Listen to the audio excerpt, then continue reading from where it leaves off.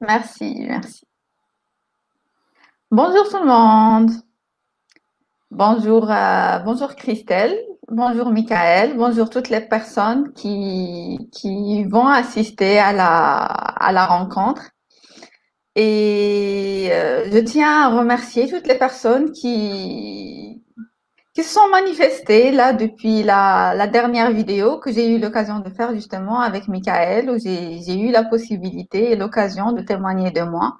Et je m'attendais pas à tout cet engouement, donc vraiment, je tiens à remercier toutes les personnes qui se sont manifestées, que ce soit à travers le chat, que ce soit à travers les commentaires, que ce soit à travers les abonnements, et je suis vraiment très, très, très reconnaissante. Et ben, je te remercie également, Michael, d'être là, de m'avoir interviewé la dernière fois, et je te laisse la parole si tu as quelque chose à dire. Merci Asma, bonjour Asma et puis bonjour à tous.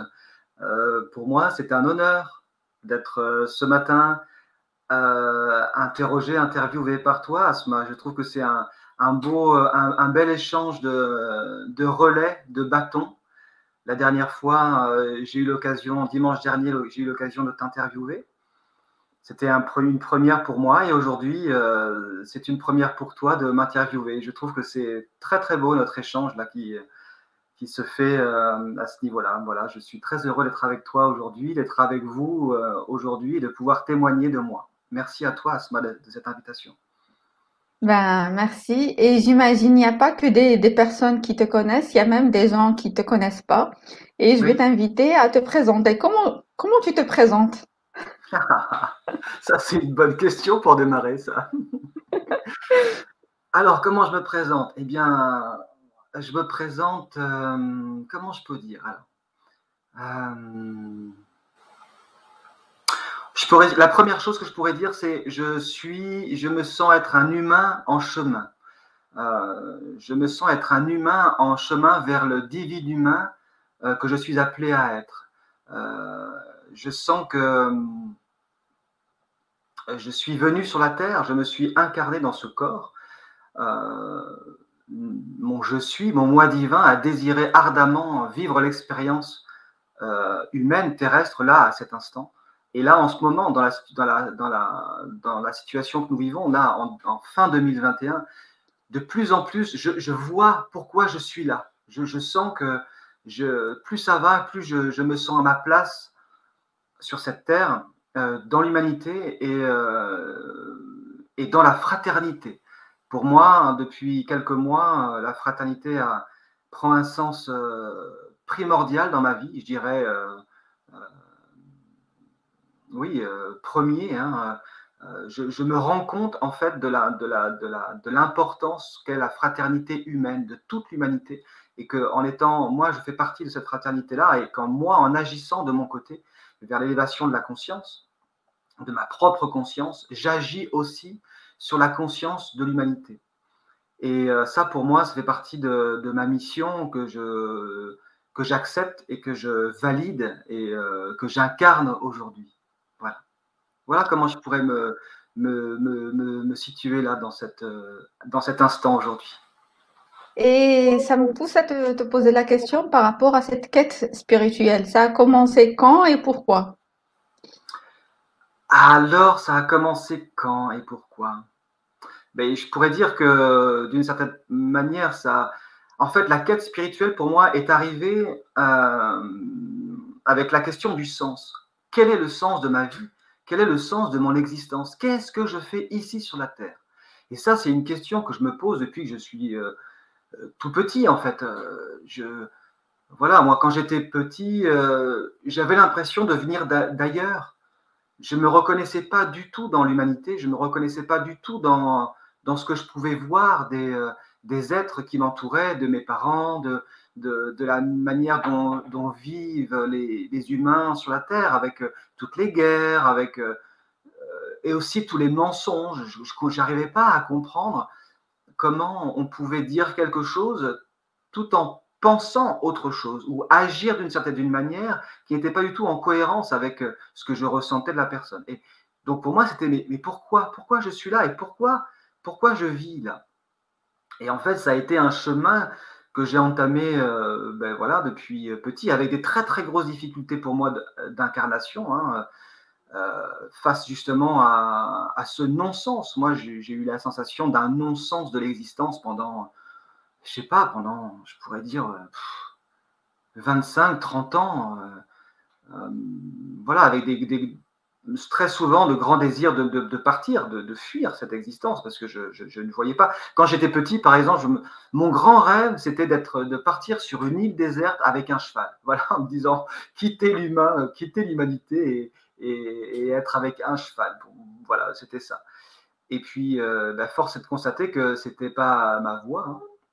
Et en fait, eh bien, j'ai commencé une vie, je peux dire, tout à fait classique,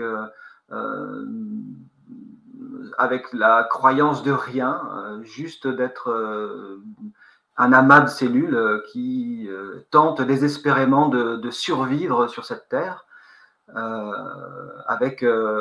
en suivant un petit peu les dogmes que j'ai appris enfant, quoi, de par mes origines, de par ma famille, de par mon éducation, le pays dans lequel je suis, je me suis incarné, et voilà. Et jusqu'à un paroxysme, je dirais, pour moi, ça a été en 2007, il y a eu en gros, j'ai tenté tant bien que mal de me fondre et de me confondre dans ce que je crois que la société attend de moi, en ayant porté des vêtements qui ne sont pas moi, en essayant de m'adapter, de me suradapter. Et il y a eu un moment donné dans ma vie où il y a eu une grosse rupture. Et en fait, ça a été mon corps qui m'a dit, bon, maintenant, c'est stop, tu arrêtes tout. Donc moi, à cette époque-là, j'étais artisan, menuisier, ébéniste. Je faisais fabriquer des meubles pour des clients. En même temps, je retapais une maison énorme, c'était énorme. Je venais de me marier et je me débattais un peu dans ce marasme, en fait, d'engagement que je sentais qui n'était pas forcément très aligné à mon être profond. Sauf que je ne connaissais pas mon être profond. Je sentais juste qu'il y avait quelque chose qui n'allait pas. Et mes épaules, j'ai eu un problème avec mes épaules et je ne pouvais donc plus travailler. Je ne pouvais plus, même boire un verre d'eau, je ne pouvais plus, tellement ça me faisait hurler de douleur. Et j'ai essayé des thérapies allopathiques très classiques, hein, donc des piqûres dans les épaules, dans les articulations d'un produit anti-inflammatoire qui me faisait réagir. Je tombais dans les pommes, enfin, ça ne marchait pas du tout. Et donc là, en fait, j'ai été obligé de tout arrêter, de me remettre en question. Ça a été en gros, bon, ok, maintenant, qu'est-ce que je fais? Est-ce que je meurs aujourd'hui? Parce que c'est plus possible, c'est intenable. Je peux plus, la survie, c'est plus possible de survivre. Si c'est de la souffrance comme ça, ma vie, c'est pas possible, quoi. Ou alors, est-ce que je vais essayer de comprendre un peu ce qui se passe et de m'interroger un peu sur ce que ces douleurs-là viennent me dire, quoi. Et donc, ça a été un moment où j'ai commencé une thérapie. Ça a été ma première thérapie avec une femme. Pour moi, c'est une femme qui m'a permis de me rencontrer, qui m'a permis de me sauver la vie, je dirais.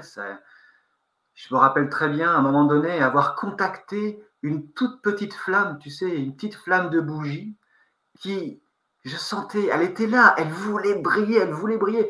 Je sentais que le moindre souffle pouvait l'éteindre. Et là, pour moi, j'ai contacté mon âme. Ça a été très puissant pour moi. Je me suis dit, mais en fait, cette petite flamme-là, c'est qui je suis au plus profond de moi, que je n'arrive pas à capter, que je ne vois pas, qui essaye tant bien que mal de vivre et qui n'y arrive pas. Et donc, ça a été un chemin de me connaître, de me rencontrer et de me nettoyer, je dirais, de fond en comble. Et donc, ça a été pour moi d'être en contact avec cette petite flamme et de l'alimenter pour que cette flamme grandisse, et qu'elle devienne plus forte, et qu'elle me permette aussi, moi, de me nourrir, en fait. Moi, ça me s'agissait de nourrir cette flamme pour qu'en plus, en retour, elle puisse me nourrir. Et donc, ça a été un moment dans ma vie où, du coup, j'ai remis en question mon travail, mon mariage, j'ai divorcé, j'ai tout remis à plat. Et puis, je me suis occupé de mes rêves. En fait, j'avais plein de rêves depuis que j'étais petit. Et je me suis dit, le meilleur moyen d'alimenter cette flamme, c'est de réaliser mes rêves. Et c'était du rêve le plus simple, hein, de me dire, parfois c'était juste, tiens, aujourd'hui j'ai envie d'aller à la mer, alors je prends ma moto et je vais faire un tour à la mer.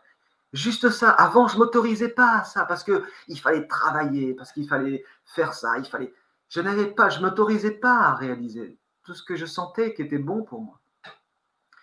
Et puis, jusqu'à un jour où, où j'ai lu un bouquin de Alexandre Poussin et Sonia Poussin. Ce sont deux voyageurs qui ont marché du sud de l'Afrique au nord de l'Afrique pendant 2 ans. Je ne sais pas si tu connais, Asma.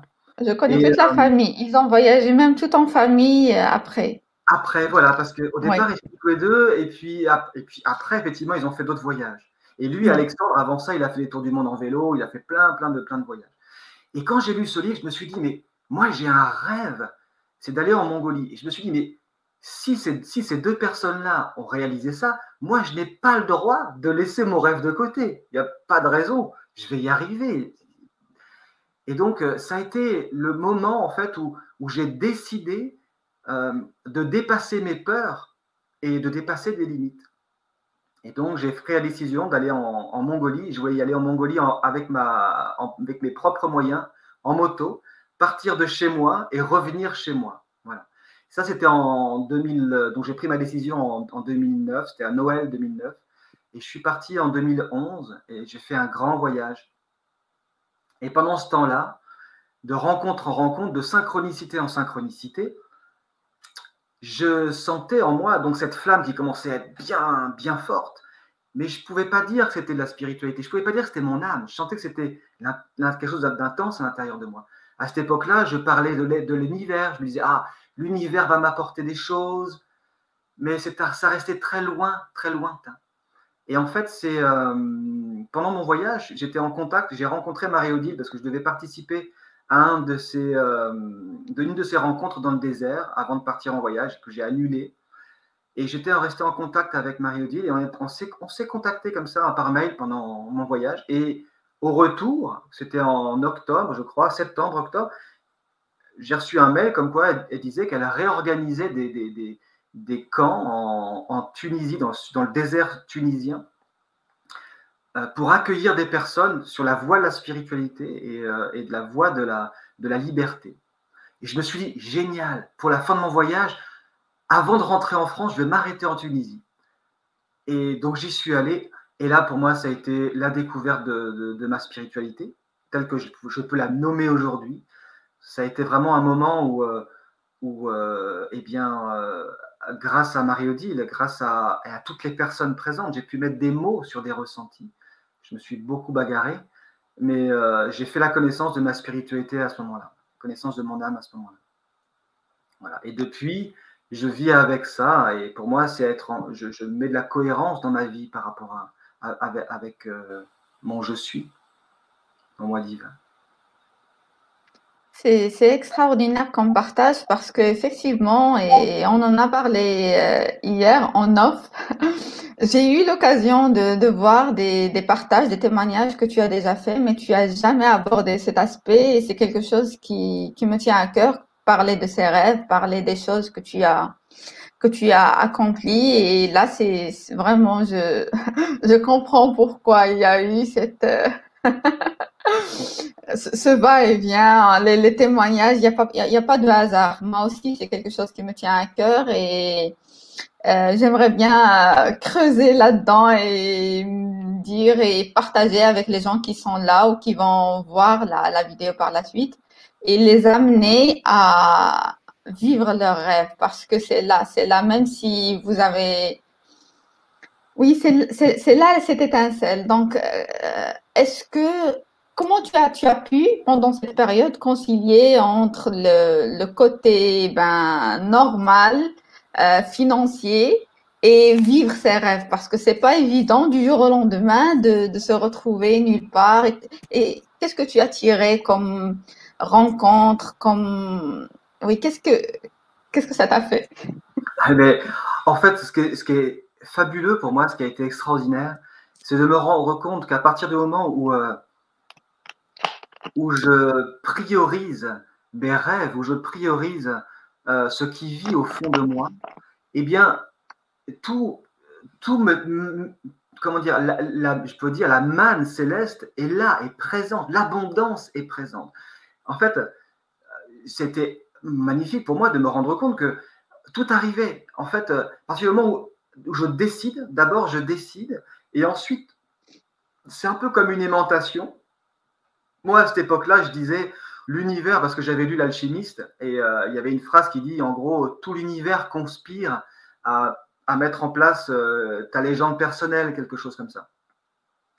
Et moi, je me disais, mais oui, mais c'est ça. Je vois, dès que je sens que je dis oui, mon cœur s'ouvre, et là, je rencontre des personnes, ou bien des personnes que je connaissais, ou bien des personnes que je ne connaissais pas, en tout cas, se mettent en place plein de situations autour de moi qui concordent à me faire avancer vers l'accomplissement en fait de ma décision. Et je dirais, plus l'engagement est fort, plus l'engagement est profond, et plus c'est gros, c'est curieux. Je me rappelle donc au tout début, le fait de me dire bon ok, je vais à la mer, passer une journée à la mer parce que je sens que c'est bien pour moi. En fait, mais je me suis rendu compte à ce moment-là que le monde continuait à tourner. C'était curieux parce que en fait, je crois que j'avais un espèce de quelque chose de l'enfance qui se croit le centre du monde et qui se dit mais si j'agis différemment, le monde, la terre s'écroule. Et en fait, je comprends parfaitement. Tu vois ce que je veux dire, ouais. En fait, pas du tout. En vrai, il n'y a pas de problème. Toutes les limitations que je me mettais, c'était des choses mentales avec des problématiques qui n'existaient pas. Et je me suis rendu compte que j'étais pas jugé, que j'avais le droit en fait de faire les choses. Et donc au niveau financier et tout ça, alors je dirais, ça s'est fait tout seul. Et en fait, c'est après, voilà. Dans l'instant, si je commence à me dire, oh là, parce que je me bagarre, je me suis bagarré tout plein avec mon mental. Dès que j'ai pris ma décision de partir en Mongolie, par exemple, tout de suite, l'expansion du cœur, tout de suite, ma flamme qui grossit, génial. Sauf qu'un quart d'heure après, qu'est-ce qui se passe? Le mental, il vient de voir et dit, ah ouais, tu veux partir en Mongolie, mon gars? Oui. Ok, tu fais comment? T'as de l'argent? Bah non, j'ai pas d'argent. Ah ouais? Comment tu vas faire? Bah je sais pas. Et tu crois que tu auras le droit de passer les frontières comme ça facilement? Bah je sais pas, je ne me suis pas renseigné. Ah ouais, c'est vrai. Ah ouais. Et les dangers? Tu crois pas que tu vas être en danger sur la route? Mais tout plein de trucs comme ça en fait. Et c'est une espèce de bagarre permanente pour accueillir les peurs, le mental, et en même temps essayer de rester le plus aligné possible dans mon engagement et dans ma décision, quoi. Et donc c'est a posteriori pour moi à chaque fois que je me suis rendu compte, mais dis donc, en fait, je n'avais pas l'argent, je n'avais pas les moyens, mais c'est venu, ça s'est fait quand même. Et je ne sais pas, je pourrais pas expliquer comment c'est possible, mais ça s'est fait. Je me suis rendu compte dans ma vie, par exemple, que j'ai jamais eu trop d'argent. Et en même temps, j'ai jamais été limité par l'argent. À chaque fois que il y a des fois, j'ai très peu d'argent sur mon compte en banque et malgré tout, j'arrive à faire tout ce que j'ai envie de faire. Et je ne peux pas l'expliquer. Sauf, mentalement, je ne peux pas l'expliquer. Aujourd'hui, je sais que, en gros, c'est la perfection. Je veux dire, je sais que mon moi divin me donne tout ce dont j'ai besoin, mais il ne me le donne jamais à l'avance. Il ne me dit pas, tiens, je te donne 50 000 euros, tu le mets sur ton compte en banque, ça sera pour dans 2 ans, hein, quand tu auras ton super projet. Non, c'est maintenant. Quand on a besoin maintenant, ça arrive maintenant. Et c'est tout.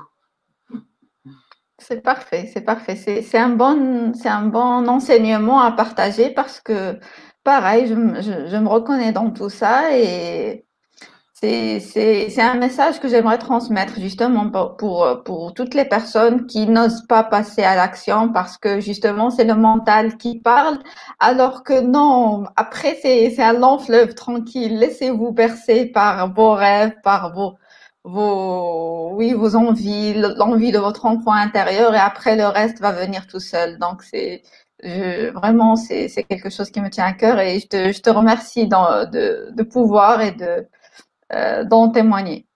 Et après, ben, revenir à la vie normale, comment ça s'est passé? Eh bien, revenir à la vie normale. En fait, après mon voyage, tu veux dire, ou Oui, après ton voyage, oui, après ton voyage. ouais. Alors, comment ça s'est passé? Eh bien, déjà, ce qui s'est passé dans ma vie, c'est que dans le désert, donc j'ai rencontré d'une part Marie-Odile, qui est une rencontre extraordinaire pour moi dans ma vie, mais j'ai aussi rencontré plein d'autres personnes, et notamment Chloé. J'ai rencontré Chloé le premier jour quand je suis arrivé dans le désert. Et en fait, je suis reparti du désert avec Chloé. Nous nous sommes engagés dans le désert.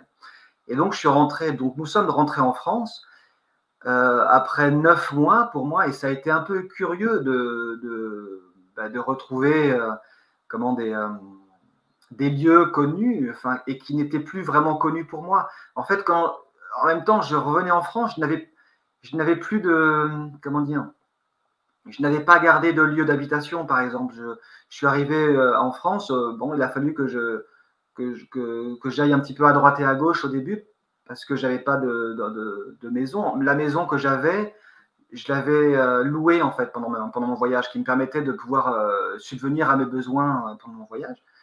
Et donc j'ai été habité avec Chloé dans une maison une maison secondaire que ma mère nous a prêtée. Et ce qui moi m'a permis aussi de pouvoir rester un petit peu à l'écart, je dirais, de mon ancienne vie, parce que je ne suis pas retourné dans mon ancienne vie en fait. C'était, je veux dire, pour moi, ça a été une transformation tellement importante, un basculement tellement important dans ma vie, je sentais qu'il fallait que je me préserve aussi, parce qu'en fait, dès que je suis revenu donc avec mes connaissances de ma vie d'avant, je voyais la fragilité pour moi, la difficulté pour moi que c'était que de garder ma fréquence, de garder une fréquence haute. Et comment partager avec des personnes qui ne sont pas forcément dans la même vibration, en tout cas dans la reconnaissance du divin en eux, et qui me voient arriver 9 mois après complètement transformé, bouleversé. Moi, avant mon voyage, je n'avais pas de vision spirituelle du monde. J'avais vaguement la notion de l'univers, et toujours avec la peur de me dire, bon, bah, si l'univers me donne, il peut aussi me reprendre. C'était un peu la notion du Dieu extérieur, un peu du Dieu des religions, avec lesquels j'étais très en guerre. Et là, je reviens du désert, mais c'est bouleversant pour moi, parce que en même temps que j'ai vécu cette transformation, cette reconnaissance du divin en moi, en même temps, c'était pas du tout ancré. C'était très présent, mais je peux dire, je pouvais très facilement me faire désaligner, quoi, en contact notamment avec ma famille, parce que pour moi, c'est le lieu des névroses, le lieu où quand je suis assis à la table de ma famille, hop, je revais tout de suite le vêtement de l'enfant que j'ai été. Et voilà. Et ça, pour moi, ça a été la difficulté. Et donc, j'ai bien vu l'histoire. Maintenant, qu'est-ce que je fais? Est-ce que je reviens dans mon ancienne vie, accompagné de Chloé? En tout cas, c'était ça la question. Ou alors, est-ce que je crée ma vie? Et j'ai senti que la réponse était très rapide, c'était je crée ma vie. Aujourd'hui, je vais créer ma vie, mais juste la mienne, quoi. Plus comme avant, où j'étais guidé, dirigé par principalement les attentes que je croyais extérieures à moi, les attentes extérieures que je croyais de mon père, de la société, tout ça. Et donc, je sentais, pour moi, ce qui était important, c'était aussi de partir, de m'éloigner de mon lieu d'enfance, de mon lieu de vie d'avant. Et on a rapidement pris la décision de vendre ma maison pour pouvoir créer quelque chose de nouveau avec Chloé. Et c'est comme ça que nous sommes arrivés dans le Gers. On a acheté un terrain dans le Gers, et la vente de ma maison nous a permis de pouvoir acheter ce terrain et nous a permis de pouvoir acheter les matériaux pour construire notre maison. Et donc, je dirais, ça s'est passé d'une manière très fluide, parce qu'au fond, il a s'agi de construire une nouvelle vie, en fait, avec des nouvelles bases, des nouvelles valeurs. Et ça a été un chemin aussi extraordinaire pour moi pour justement incarner, ancrer ma vision du monde, ancrer ma valeur et vivre à travers mes valeurs sans me sentir pollué par ma légende humaine, par mon histoire. Et je sais que quand je suis proche de mon histoire, je peux facilement me faire dérouter de ma flamme intérieure. Et là, tu as gardé contact avec la famille ou plus du tout? Oui, oui, on est toujours en contact. Hein.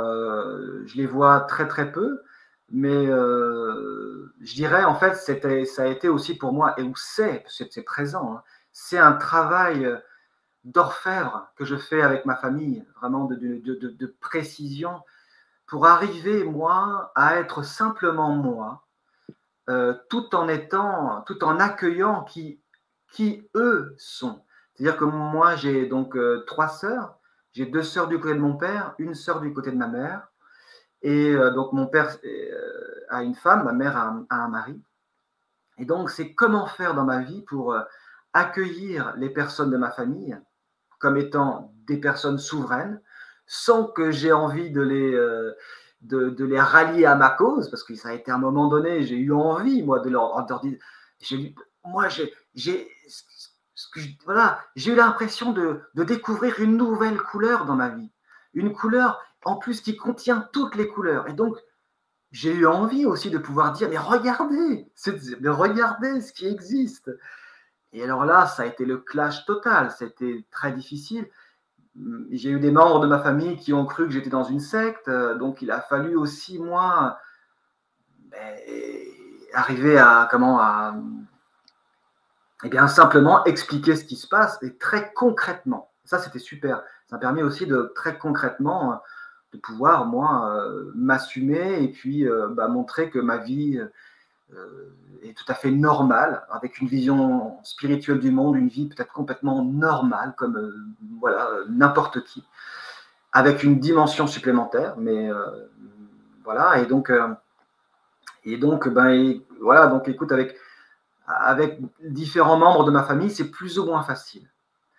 Et donc aujourd'hui, là où j'en suis aujourd'hui, c'est que, en gros, je tâche de lâcher en me disant, ok, si, les membres de ma famille, ce sont des êtres qui sont présents pour moi, que j'ai choisis quelque part avant mon incarnation pour participer à mon éveil, qui sont présentes, que j'honore, que j'accepte, mais je ne suis pas obligé, je ne suis plus obligé d'être en lien avec eux à cause du lien du sang. Je peux être en lien avec eux simplement pour les personnes qu'elles sont et avec ce qu'on peut partager, mais sans me forcer à faire plus, quoi, ou à correspondre à quelque chose que je ne suis pas. Voilà, donc c'est un petit peu voilà, la transformation que j'opère en fait de mon côté.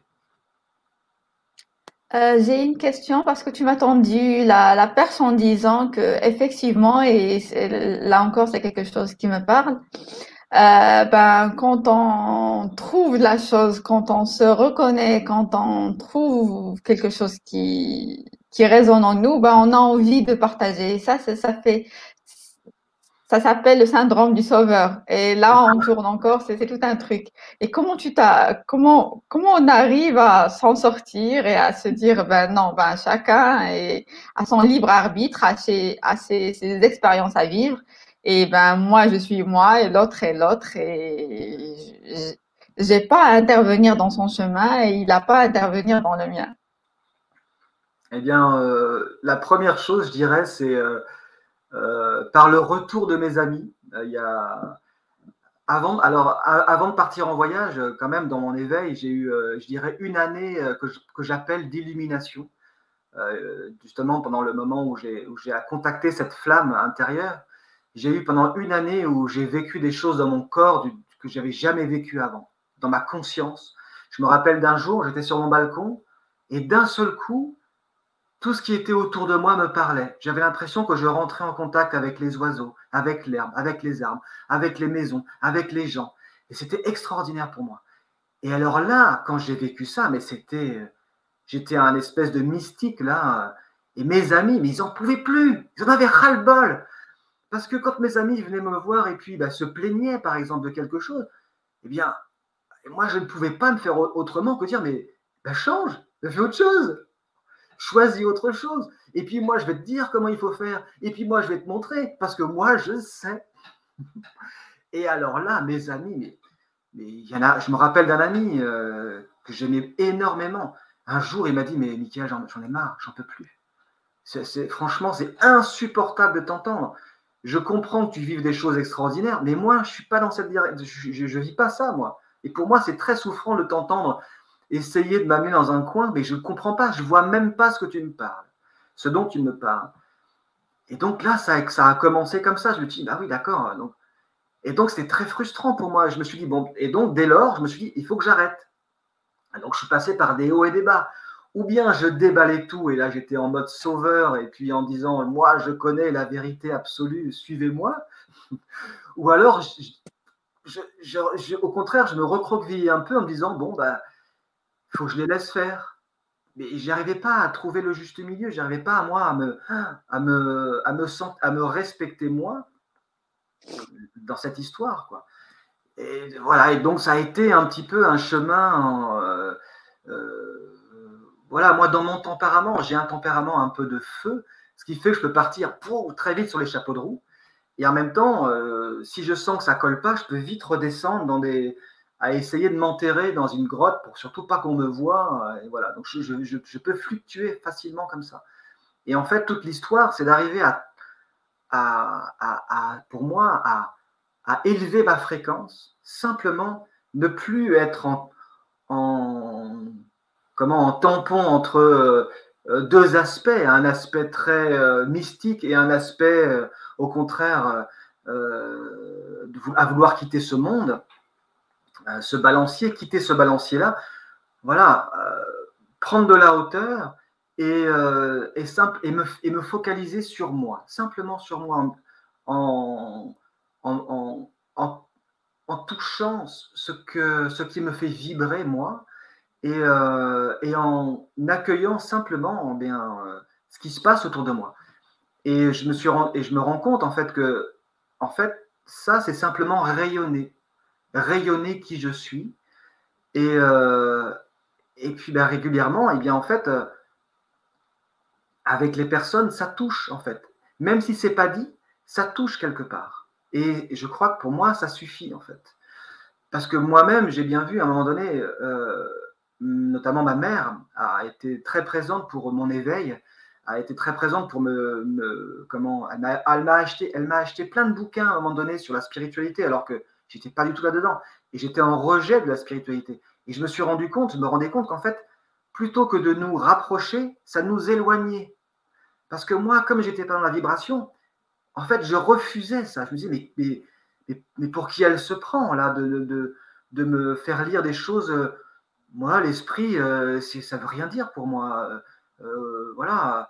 Et donc, je vois, en fait, que ça peut avoir l'effet inverse, en fait, le sauvetage ou la volonté de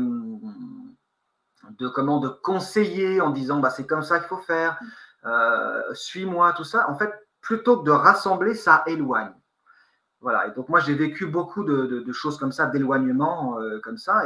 Et donc, voilà, aujourd'hui, en gros, je tâche de tracer mon chemin en étant le plus aligné à je suis. Et en étant, là, hier, il y a une action pour le Christ qui a été très, très forte pour moi. Il s'agissait d'oser être Christ, d'oser être la lumière et la vérité. Et simplement, ça, c'est juste rayonner autour de soi le soleil que chacun est. Et donc voilà, pour moi, c'est un petit peu ça, la posture en fait que je cherche à vivre, quoi. Voilà. Tu as évoqué ton premier mariage et après ta rencontre avec Chloé. Est-ce que tu peux expliquer la différence? C'est quoi la différence et qu'est-ce que ça t'a fait? Eh bien, c'est deux vies. Pour moi, il y a la vie avant mon voyage. En fait, mon voyage, je le vois vraiment comme un trait d'union entre mon ancienne vie et ma nouvelle vie. Et ce que j'ai mis en place, beaucoup de choses que j'ai mises en place après mon voyage ont été des guérisons de ma première vie, ont été des choses dans la matière qui ont été similaires de ma première vie. Par exemple, construire ma maison, par exemple, continuer à être un artisan, continuer à travailler avec des clients, me marier,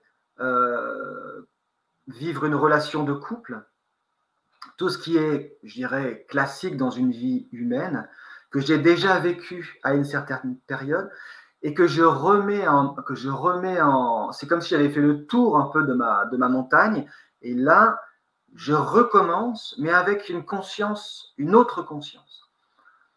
Une conscience qui me permet aussi de guérir des douleurs, des blessures que j'ai vécues dans ma précédente vie, je pourrais dire. Et donc, pour moi, donc, ce premier mariage a été très, très souffrant pendant 13 ans. Et mon deuxième mariage, donc avec Chloé, nous sommes mariés il y a 3 ans. Donc, nous nous sommes rencontrés, donc, ça fait 10 ans, ça c'était en octobre 2011.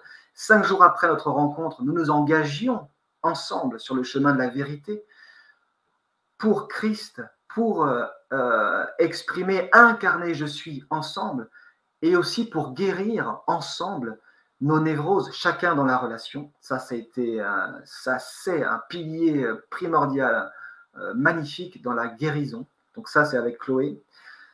Et puis donc dans ma vie après, donc c'est aussi guérir le lien que j'ai avec mon métier, avec mes dons, avec mes talents, avec la manière dont je peux relationner avec mes clients, dont je peux relationner avec le monde.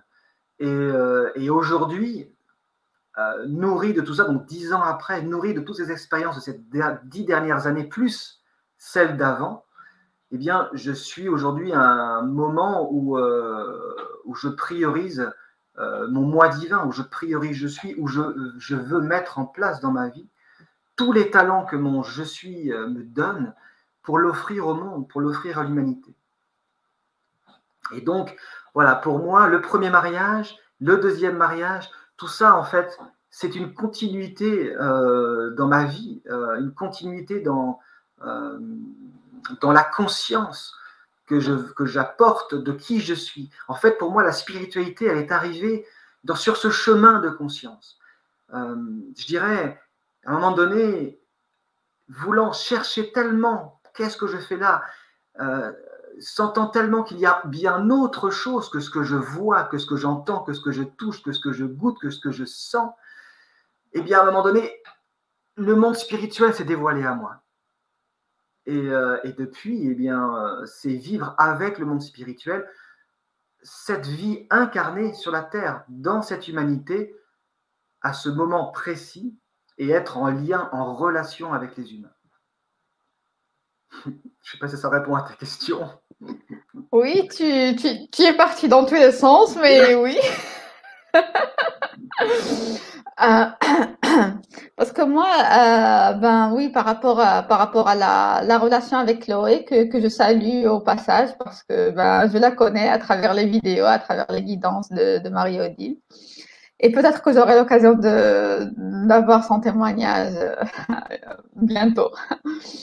Oui, je voulais juste, oui, pour des personnes qui sont novices, qui n'y connaissent pas ou bien qui ont justement des problèmes de couple, ben, dire que, ben, il y a quelque chose qui cloche. C'est pas forcément, peut-être que c'est pas la bonne personne, qu'il faut oser croire en soi et se mettre dans une relation où vraiment chacun a sa souveraineté et en même temps la possibilité de travailler ensemble main dans la main pour se guérir mutuellement ou s'entraider dans ce chemin spirituel.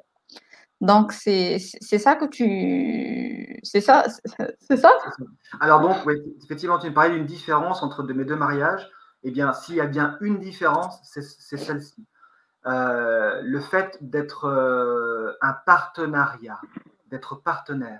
Dans mon premier mariage, j'ai voulu mettre en place un idéal, un rêve, un idéal.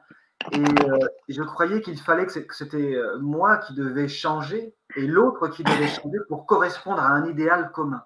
Une espèce de fusion de deux êtres dans laquelle, en fait, plus ni l'un ni l'autre n'existe, puisque chacun doit s'habiller d'une manière différente de qui il est pour pouvoir correspondre à l'autre.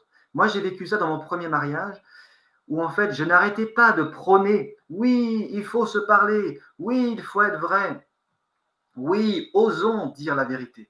Mais sauf que je ne le faisais pas. J'avais trop peur. Et je n'y arrivais pas. Je n'y arrivais pas. Pour moi, c'était c'était quoi d'ailleurs? Pourquoi ça faisait ça? En fait, je crois que dans mon premier mariage, je ne voyais pas ni moi, ni mon épouse en étant des êtres souverains. Je voyais juste un couple et un idéal que j'essayais de coller sur ce couple. Un idéal que je n'ai pas vécu forcément. Moi, quand j'étais gamin, mes parents ont divorcé quand j'avais 1 an. Toute mon enfance et mon adolescence, je me suis dit, oh oui, le bonheur, c'est d'être ensemble, un couple soudé, avec des enfants, une barrière blanche, une maison et 2 chiens. C'est fabuleux. C'était ça pour moi le rêve absolu, parce que c'est tout ce dont j'ai manqué quand j'étais gamin. Voilà. Et donc, j'ai voulu créer ça. Alors, ouais, on va faire tout ce qu'il faut. Donc, la maison, il fallait faire une super maison, tout ça. Bon, il n'y avait pas le chien, il n'y avait pas encore la barrière blanche, mais bon. Voilà. Et pour moi, me marier la première fois, être en couple, c'était déjà une révolution. C'était yes, j'ai réussi, tu vois. Sauf qu'en fait, ça tenait pas, parce que ça tenait sur j'allais dire un rêve d'enfant, mais c'est pas, là, je dirais un rêve en termes d'idéal, quelque chose qui est projeter une projection d'un enfant. Et avec Chloé, par contre, c'était autre chose. Parce qu'en fait, quand j'ai rencontré Chloé, je me suis déjà, à ce moment-là, je m'étais dit, bon, pour moi, les femmes, c'est terminé. C'est terminé. Je me perds à chaque fois que je suis avec quelqu'un. C'est pas compliqué. Je suis plus moi. Je sais même plus comment je m'appelle. Je sais même plus quelles chaussures il faut que je mette le matin. Il faut que je demande à l'autre personne en disant, qu'est-ce qu'il faut que je fasse aujourd'hui? Dis-moi ce qu'il faut que je fasse. C'était horrible. Tu vois. Et donc, mon voyage, pendant presque un an, j'étais tout seul, ma liberté totale, je faisais ce que je voulais, je mettais les chaussures que je voulais, tu vois. Et puis, paf, alors que je m'étais dit, la relation, c'est terminé pour moi, paf, je rencontre Chloé dans le désert. Alors là, qu'est-ce que je fais? Ou bien je pars en courant, ou bien je me saisis de la situation en me disant, ok, là, c'est clair, il se passe quelque chose avec Chloé. Il y a un lien d'âme qui est évident, pas plus évident, c'est pas possible. Donc, qu'est-ce que tu fais avec ça? Et donc, ça a été, pour Chloé et pour moi, ça a été vraiment de nous marier déjà à ce moment-là avec nos âmes. Chacun se marier avec nos âmes. Moi avec la mienne, Chloé avec la sienne, et tous les deux, en fait, d'agir ensemble pour travailler sur nos névroses, pour nous aider mutuellement à transformer ce qui est souffrant en soi. Et ça, c'est un travail alchimique qui dure depuis 10 ans et qui porte ses fruits aujourd'hui. Qui porte ses fruits d'une manière que j'aurais jamais imaginé. C'est ça qui est génial aussi, c'est que le mental, lui, il ne peut imaginer que ce qu'il connaît. Donc, il ne projette que par rapport à quelque chose qu'il connaît. Alors qu'en fait, en vrai, c'est bien plus grand. La vérité est bien plus grande, bien plus vaste que ça. Dès lors qu'on dit oui, dès lors qu'on accepte le challenge et qu'on s'engage, que je m'engage, eh bien, le résultat, il est grandiose, quoi. C'est fabuleux. Et donc, avec Chloé, la différence, c'est qu'aujourd'hui, moi, je me sens partenaire de Chloé. Chloé se sent partenaire. Il n'y a pas d'espèce, il n'y a pas de fusion, il n'y a pas de... Voilà, ça arrive régulièrement, les névroses reviennent régulièrement, mais on arrive chacun déjà, on se connaît mieux chacun, et on arrive chacun à pouvoir se dire aussi, tiens là, Michael, tu vois, là, tu réagis, là, tu es en train de me demander, je me sens mal, là, tu vois, tu me demandes mon aval pour faire quelque chose, mais toi, c'est quoi ton intention à toi? Ça me permet, moi, de revenir à moi. Ah oui, ok, c'est quoi mon intention? Et donc, bien souvent, mon intention, c'est je n'ose pas. Et donc, je demande à maman, parce que, et bien évidemment, que Chloé, que j'ai choisie, est une représentation de ma mère quand j'étais petit, quelque part. Donc, dès lors que je le sais, hop, je reviens à moi, Michael, là, pour pouvoir prendre ma décision. Et ça, c'est un partenariat qui est merveilleux et magnifique. Et voilà, et donc effectivement, tout à l'heure, tu disais, bon, c'est peut-être pas la bonne personne et tout ça. Je suis d'accord, évidemment, ça c'est possible aussi. Mais moi, ce que je vois aussi, c'est que combien de fois, je me suis dit, mais Chloé, c'est pas la bonne personne. Et en fait, je me suis dit ça, non pas parce que Chloé n'est pas la bonne personne, parce qu'au fond, après tout, je peux choisir qui est la bonne personne. Mais je disais ça parce que je n'arrivais pas à dépasser quelque chose en moi. Et donc, plutôt que d'aller m'interroger sur ce qui se passe pour moi, je projetais sur Chloé la responsabilité de mon mal-être. Et c'est ce que j'ai fait avec ma première femme. Projeter elle s'appelait Marie-Emmanuelle, projeter sur Marie-Emmanuelle mes douleurs et mes souffrances. Et qu'en fait, c'était à cause d'elle si j'étais pas bien. Mais en vrai, c'est pas la vérité. C'est pas ça. Et donc, ça, c'est tout un jeu qui se détricote au fur et à mesure qu'on met de la conscience sur les événements, que nous posons de la conscience sur ce qui se passe à l'intérieur de nous et qui nous permet de pouvoir grandir ensemble. Vraiment, je te remercie pour ce témoignage parce que c'est extraordinaire et ça résonne chez plusieurs personnes et je te remercie. Et là, je veux dire qu'on a parlé de Michael, l'être humain, on a parlé de Michael, le mari et maintenant Michael, le père. Ah Donc, oui, est-ce que tu peux m'en parler? Oui. ah ouais. Ah ouais, c'est une sacrée expérience, ça, Michael le Père. Ah. Eh bien, depuis toujours, moi, je voulais être un papa. Euh, et puis, avec donc, ma première femme, à un moment donné, il a été question, est-ce qu'on fait un enfant? Parce qu'on est quand même resté 13 ans ensemble. Et la pression familiale autour de nous, régulièrement, c'était, bon, alors, et vous, vous faites des enfants? Et donc, à un moment donné, on s'est dit, bon, bah, ok, il faut faire un enfant. Alors, on y va? Ouais, on y va. Allez, on fait un enfant. Et sauf qu'en fait, ni elle ni moi ne sentions l'élan en fait pour ça. Et donc rapidement, on s'est dit bon, allez, on arrête. On ne peut pas faire un enfant comme ça parce qu'en fait, on sent que c'est pas ça, ça marche pas. Et donc, j'ai fait un peu le deuil, je dirais, d'être papa parce que après, je commençais à devenir un peu vieux, quoi. Hein, enfin un peu vieux, je veux dire.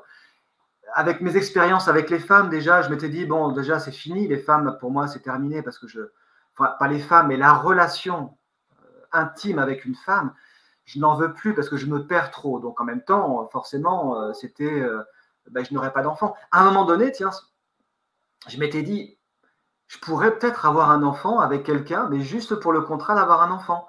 Et puis, on ne serait pas ensemble, et puis moi, je serais un papa à mi-temps, et puis, bon, voilà. Je m'étais dit ça à un moment donné. À ce Ouais, point. ouais. Oui, parce que je voyais que la relation de couple était trop souffrante. Donc je m'étais dit, mettre un enfant au milieu de ça, ça c'est niette. Parce que c'est ce que j'ai vécu moi quand j'étais enfant, avec la guerre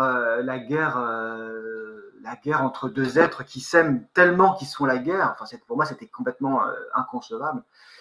Et enfin, quand je dis qu'ils s'aiment tellement, en fait, qu'ils sont tellement dans leur névrose, j'aime, je hais en même temps. Voilà. Et donc moi, je voulais pas faire vivre ça à un enfant, parce que j'avais très peur de ça aussi, moi, de devenir aussi un père qui fait du mal à son enfant. Et voilà, donc j'étais avec ça. Et puis donc, il y a un peu plus de 6 ans, hein, il y a 7 ans maintenant, eh bien, avec Chloé, donc, alors qu'on était en train de construire notre maison, eh bien voilà, Chloé est enceinte. Et alors pour moi, c'est tout de suite, c'est un grand oui. Ah, c'est merveilleux, quoi, c'est extraordinaire. Ouais, génial. En plus, on vivait avec Chloé, on vivait quelque chose mais magnifique sur notre terrain, une vie superbe. Je me suis dit, là, c'est le moment. Accueillir un enfant, là, dans cette situation, où je dis, ouais, un grand oui, quoi. Et donc, Ellie est arrivée. Donc, notre enfant s'appelle Ellie, c'est un petit garçon. Et alors là, ça a été très, très, très confrontant pour moi. Parce que empreint de mes névroses de l'enfant, eh bien, j'ai projeté sur Élie l'enfant que j'ai été. Et alors que Élie n'a pas du tout le même tempérament, le même caractère et les mêmes besoins que moi, j'ai voulu donner à Élie tout ce que je n'ai pas eu quand j'étais petit. Et là, ça ne marche pas. Ça ne marche pas parce que Élie, c'est pas ce qu'il veut, lui. Élie, c'est pas le petit Michael. Élie, c'est Élie. Et lui, il a besoin d'être reconnu en tant que Élie, être divin arrivant sur la terre, nous ayant choisi, nous, Chloé et moi, comme parents.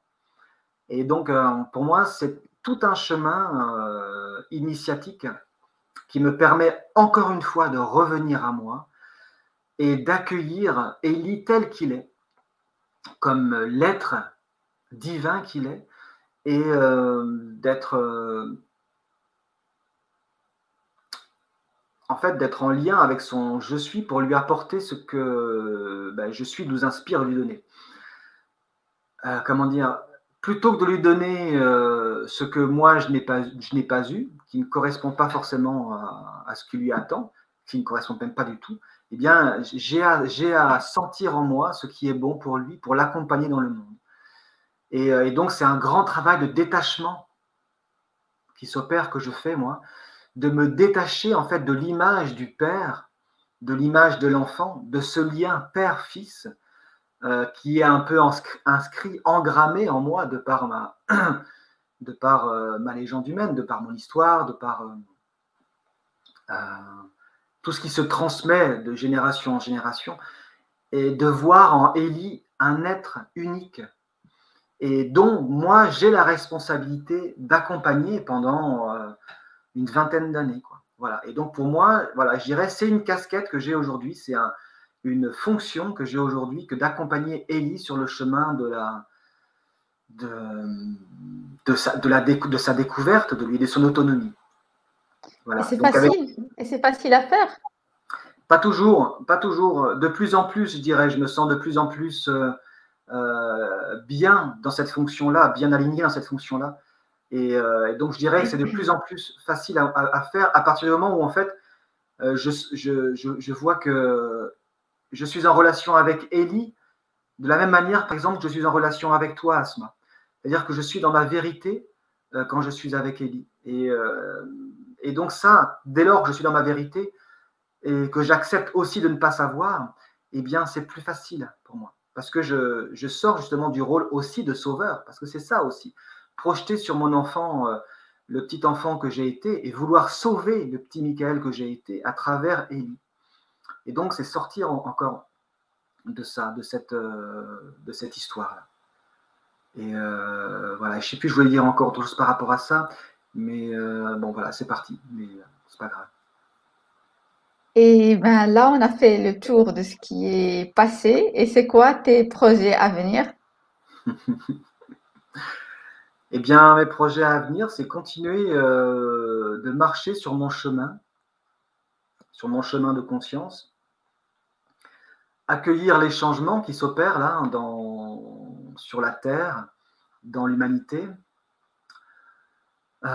être au contact de mon ressenti, toujours être au contact de mon ressenti et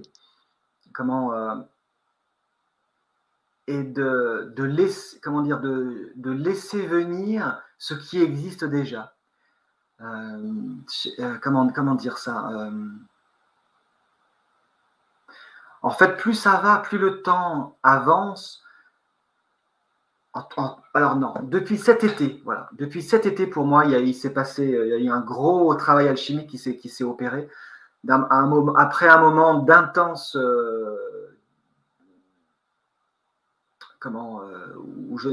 moment où je ne voyais plus de sens à l'existence, plus du tout, je comprenais plus du tout ce qui se passait. C'était un grand vide. Pour moi, l'été a été un grand vide, un grand espèce de grand calme plat, dans lequel j'ai ressenti un vide en moi. Qu'est-ce que je fais dans tout ça? Parce que, voilà, comme je suis beaucoup dans l'action, le vide, c'était très compliqué pour moi. Et donc, voilà, pendant quelques jours que j'ai passé avec Marie-Odile, qui m'a beaucoup aidé à revenir à moi et à à faire émerger en moi ce qui attend d'être émergé, ce qui attend à éclore, comme un œuf. Voilà, j'étais un œuf quelque part. Mais l'œuf demandait à se briser pour voir ce qu'il y avait dedans, pour que l'être entier que je suis puisse se donner, s'offrir au monde. Et voilà, donc en fait, de plus en plus, en fait, je me sens en lien avec je suis, avec ma mission de guide guérisseur de l'humanité, qui est très simple, hein, qui est juste moi de rayonner qui je suis, de rayonner Christ, d'offrir à l'humanité. En fait, je me sens très en lien avec l'humanité. Je sens que, voilà, comme ce que tu fais là maintenant, Asma, pour moi, c'est une offrande. C'est quelque chose d'extraordinaire, de merveilleux. C'est très simple dans les faits, dans la matière. C'est 1 heure de partage, 1 heure d'émission, mais ça éclaire tellement, ça fait tellement vibrer dans l'humanité. Et moi, c'est ça que je veux aujourd'hui manifester. Voilà. Et dans toutes les cordes, en fait, aujourd'hui, je vais avoir 49 ans, là, le 21 décembre, 7 x 7, voilà, 7 septaines, c'est quelque chose. Le 21 décembre, je vais avoir 49 ans, et je sens que là, paf, un nouveau cycle se met en route. Je me sens fort aujourd'hui de talent, je sais faire plein de choses dans la matière, mais aussi pas que dans la matière. Et donc aujourd'hui, j'ai à valoriser tout ce que je sais faire qui n'est pas de la matière, et j'ai à valoriser aussi tout ce que je sais faire dans la matière en y englobant, en unifiant tout ce qui n'est pas de la matière, tout ce qui est de l'ordre du subtil, tout ce qui est de l'ordre de l'écoute, tout ce qui est de l'ordre du rayonnement, de l'action dans le subtil, les actions communes pour le Christ que nous faisons tous les jours. Il y a plein de personnes qui font ça. Aujourd'hui, j'affirme que c'est opérationnel. J'affirme que que ça permet l'ouverture vers le monde qui existe déjà, qui est là et qui est plus vibratoire, qui est bien plus en lien avec l'esprit, avec le subtil.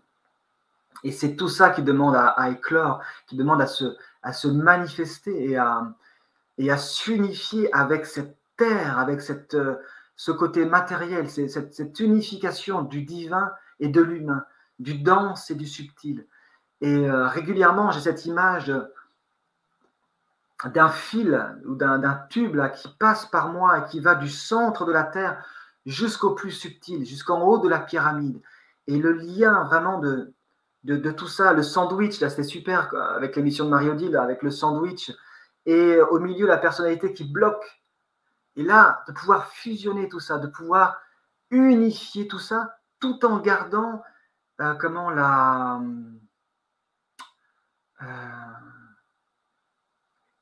chaque fréquence existante. C'est-à-dire, en fait, c'est pas faire un espèce de blougi-boulga de tout ça, c'est pas une fusion, c'est une conscience de toutes les fréquences. Et en fait, en ayant la conscience de toutes ces fréquences-là, tout ça, en fait, vient s'unifier dans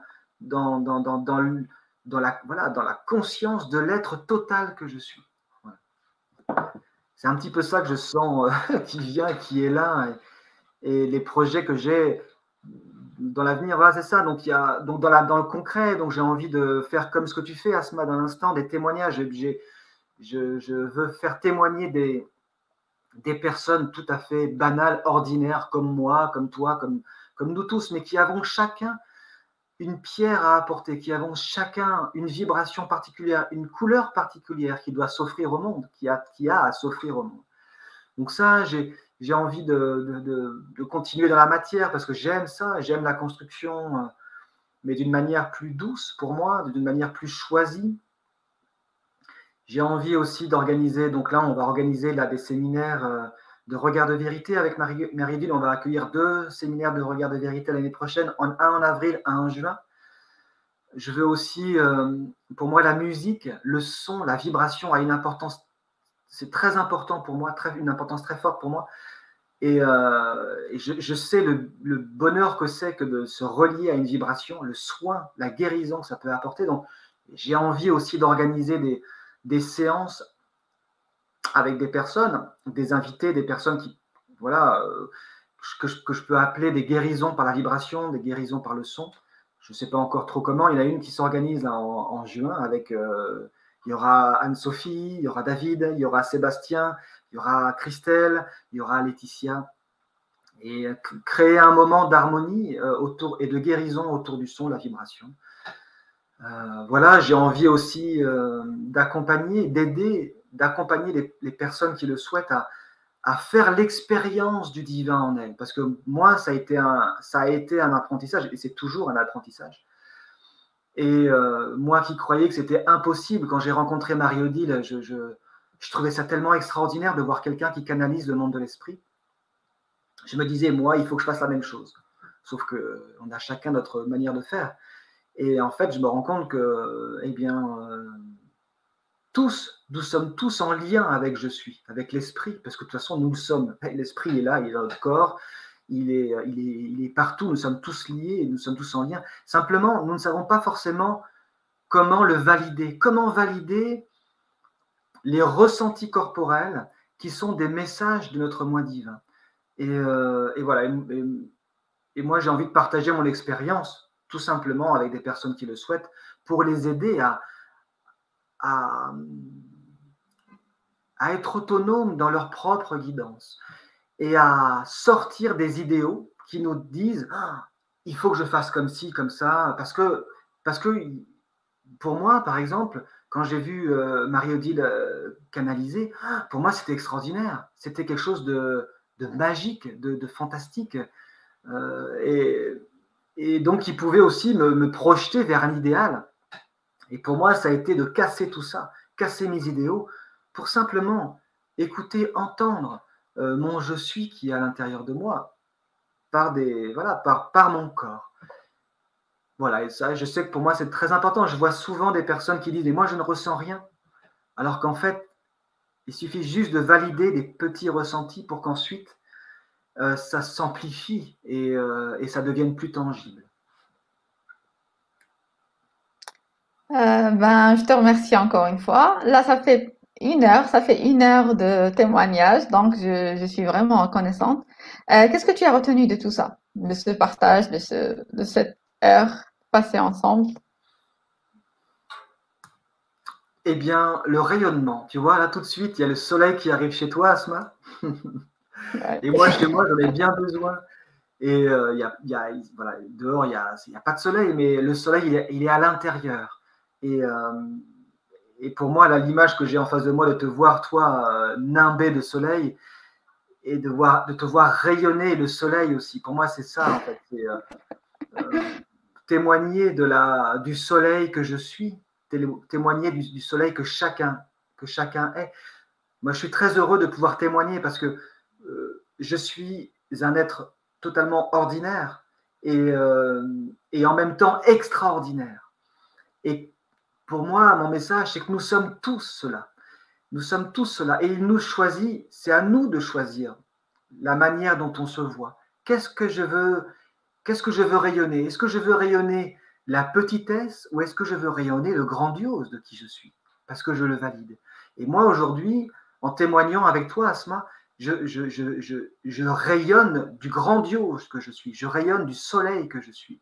Je rayonne de Christ que je suis. Je manifeste, je suis là maintenant. Et voilà, pour moi, c'est ça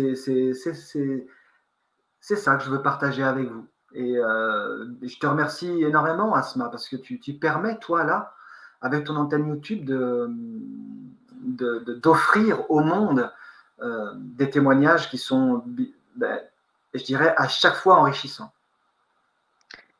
Je te remercie. Je partage également le remerciement des gens qui ont assisté. Là, par exemple, j'ai Janine qui te dit: Magnifique, Michael, j'ai aimé ton témoignage à cœur ouvert qui m'a aidé à conscientiser un peu mieux les problématiques de la relation familiale.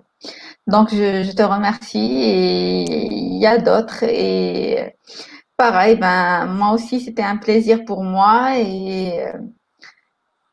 C'est quelque chose qui m'anime là, les témoignages, le ressenti, exprimer sa vérité et c'était un bon moment de partage. Ça m'a permis de te connaître un peu mieux et de partager justement des enseignements par rapport à ton vécu, par rapport à ton chemin de vie.